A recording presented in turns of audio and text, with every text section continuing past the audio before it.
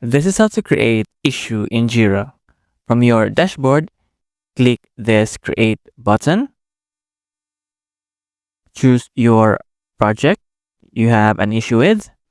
And for work type, this is the new issue. Let's say a bug. For status, you can put it on in progress. And for summary, let's say login button not working. And for the description, let's say error 500 is shown. And set your priority.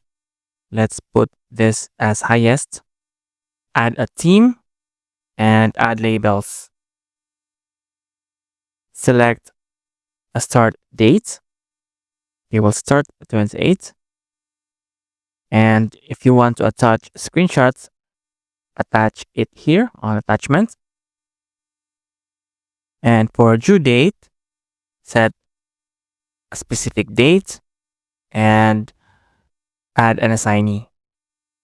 You can add it to yourself or to the users here. And click create.